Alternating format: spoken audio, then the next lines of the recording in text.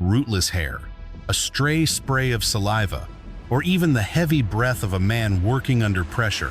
Everything holds enough code to build a profile we once thought impossible. Predators used to rely on latex and speed to stay ghosts. That math does not work anymore. In the Guthrie residence, our timeline shows the subject had a mere 40-minute window, 40 minutes to breach the perimeter, find the target, and neutralize her, all while vanishing without alerting the neighbors. It screams pre-operational surveillance, but biology is indifferent to a well-laid plan. We are looking closely at one particularly haunting theory. If the subject needed his hands free in the pitch black, he might have bitten down on a small flashlight to guide his path. The second that plastic hit his mouth, it was coated in DNA, which then transferred to his gloves or the door handles he touched. A single graze against a railing or a toggle switch, or even the kitchen counter, and he has left us an invisible digital signature. Our lab techs are now swabbing every square inch with that scenario in mind, hitting spots that older protocols would have ignored.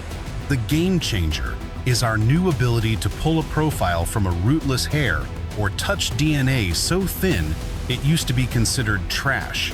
We used to need a pool of blood or biological fluid to get a hit, but now we can pull a sequence from a single hair shaft or the dead skin cells left behind in a struggle. This technological jump just slammed a major door shut for violent offenders. A suspect does not have to bleed out to get caught anymore. A 2-second touch or a fallen strand starts a genealogical chain reaction that leads straight to a family tree and a real name. While the boots on the ground push into the surrounding forests and derelict buildings, the real battle is in the lab, where every sample is undergoing the most sensitive sequencing on the planet. If we find just one hair that does not belong to the family or the first units on the scene, we will run that profile against public DNA databases where distant relatives have already done the work for us. At that point, we reverse engineer the lineage through cousins, working through family branches until the list of millions narrows down to a single person of interest. We have already seen this tech turn ghosts into federal defendants. Now, we are using it in real time while the clock is still ticking, and the pressure is absolute. For the family Nancy left behind, every hour that ticks by is another turn of the screw. To the public, it is a grim reminder that home is not the fortress we think it is, not because the predators are smarter, but because our ability to see them has finally caught up. The man who crossed that threshold thought he could walk away without a trace. Forensic science says otherwise. The faint scent he left behind is already being hunted. Locating that second crime scene is now the tactical pivot for this entire operation. In these types of kidnappings, the first scene, the home, is where the subject is most disciplined. They are moving fast, heart rate spiked, trying to stay quiet. But once they reach the hideout, the psychology shifts. They start to exhale. They eat, they drink, and they take their time, and that is exactly when they get sloppy. Every interaction creates a new vector for biological exchange. Perspiration on a plastic restraint, saliva on a discarded bottle, a stray follicle on a pillow, or skin cells embedded in the fabric. Even the very breath exhaled during a struggle. If Nancy Guthrie was held for even a few hours in such a space, the forensic evidence will far outweigh anything we recovered from her residence. This precise signature has surfaced in hauntingly similar cases across the ocean. Look at the recent Australian abduction, an elderly man taken from his residence, in what was later revealed to be a tragic case of mistaken identity. Dark figures forced him into a waiting vehicle under the shroud of night.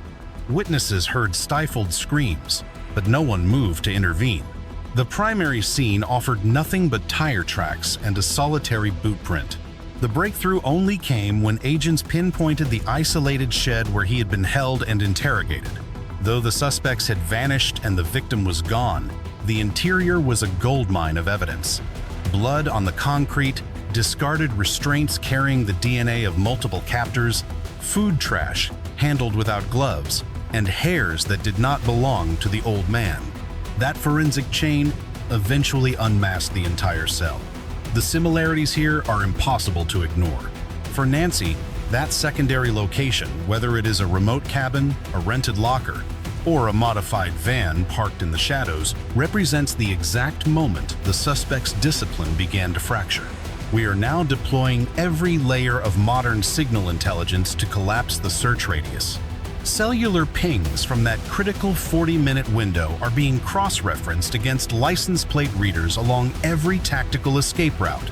Home security cameras from the surrounding grid, even those miles away, are being scanned for vehicles that appear once and never return.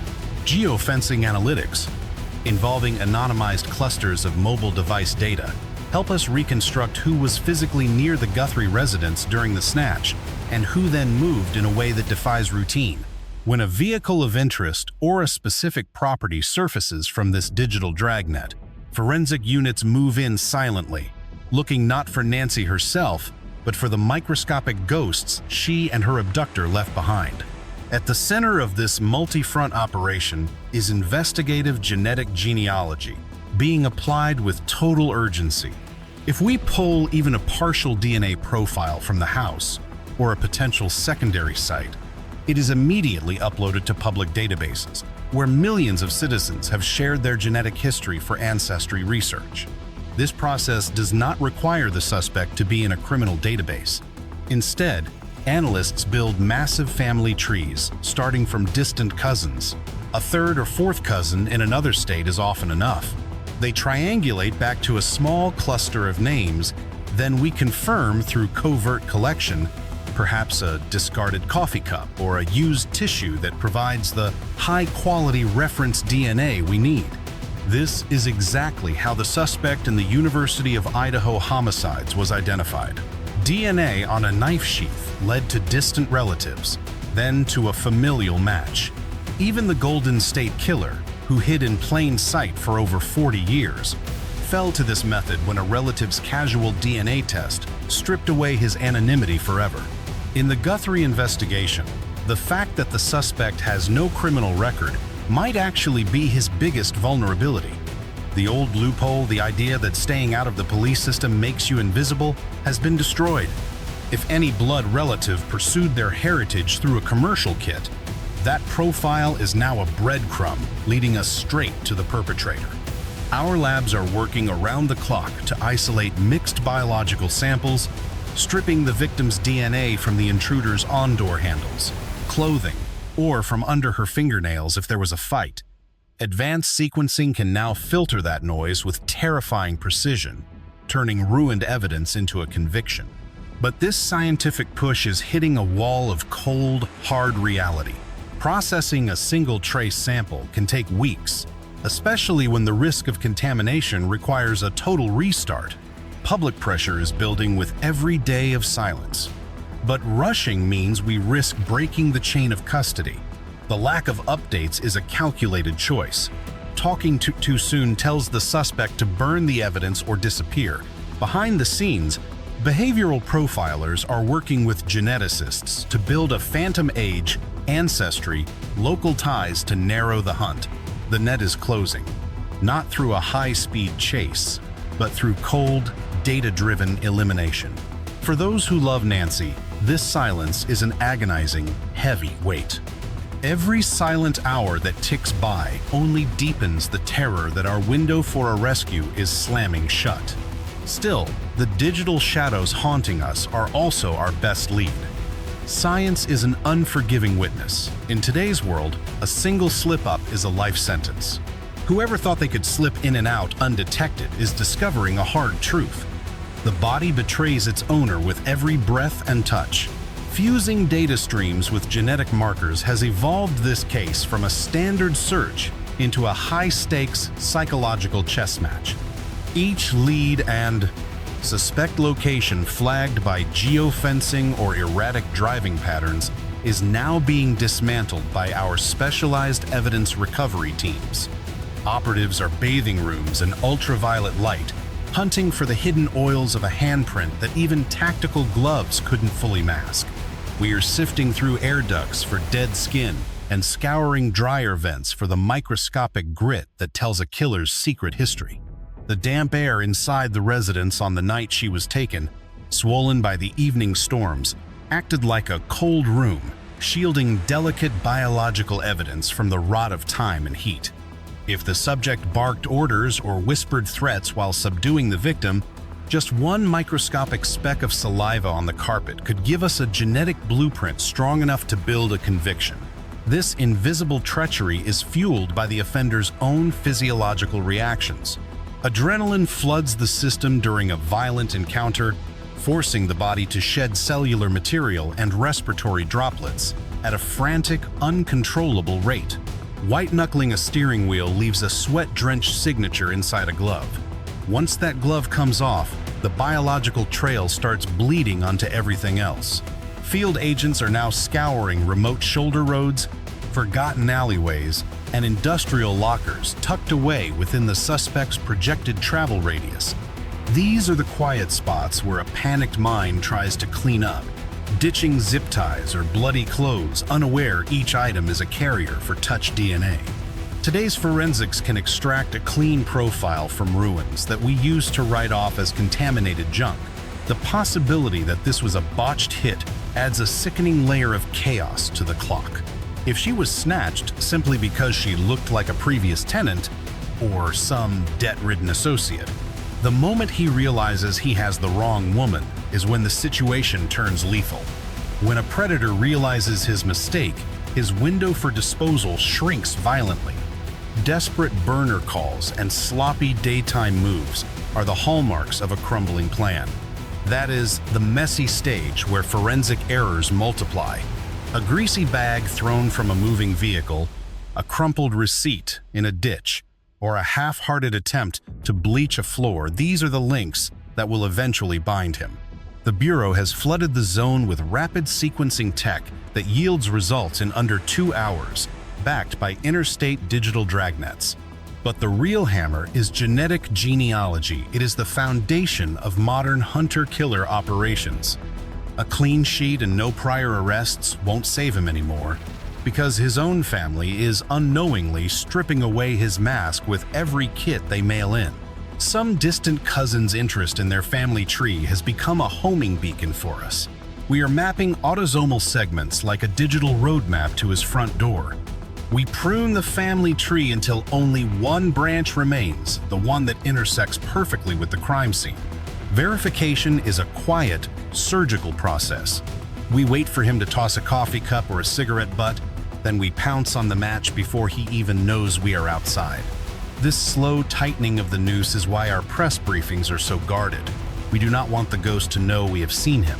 Our silence is the teeth of the trap. But for the average citizen, this new reality is a heavy weight to carry. The tools that resurrected decades-old cold cases are now standing guard over active kidnappings, forcing us to face the fact that one person's curiosity can effectively strip the privacy of their entire bloodline. Proponents claim that when a life is on the line, the cost of anonymity is a price we have to pay. For the family of the missing, ethical debates are a luxury they cannot afford. They just want her home, and right now, the tech is their only hope. The myth that you can stay invisible just by keeping your nose clean is dead and buried. The marriage of biology and complex algorithms has woven a net so tight that no predator can stay ahead of it forever. As the lab techs churn through the endless backlog of genetic material, the window for justice is shrinking. Investigations that used to take years are now closing in weeks, fueled by the raw urgency of a life at stake. The profile is narrowing. We are looking for a male, 30 to 50 years old, whose genetic markers place his roots deep in this local soil.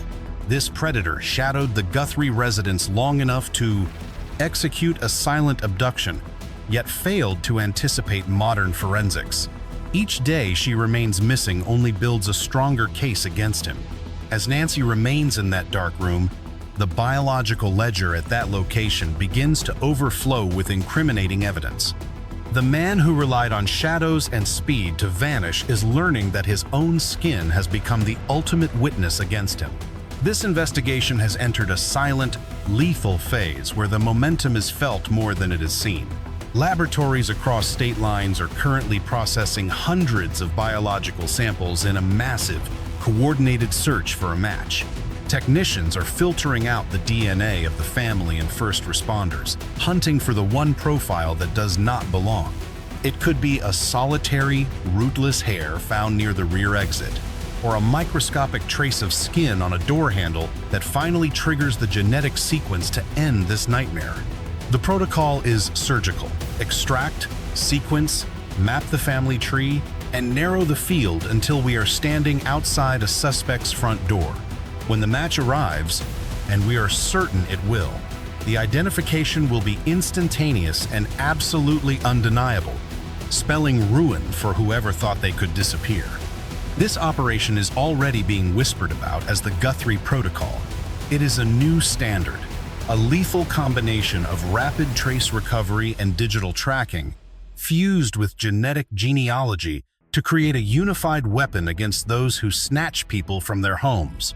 Success here justifies every cent of federal funding and will force local departments to finally abandon their archaic investigative methods. But this victory is a double-edged sword.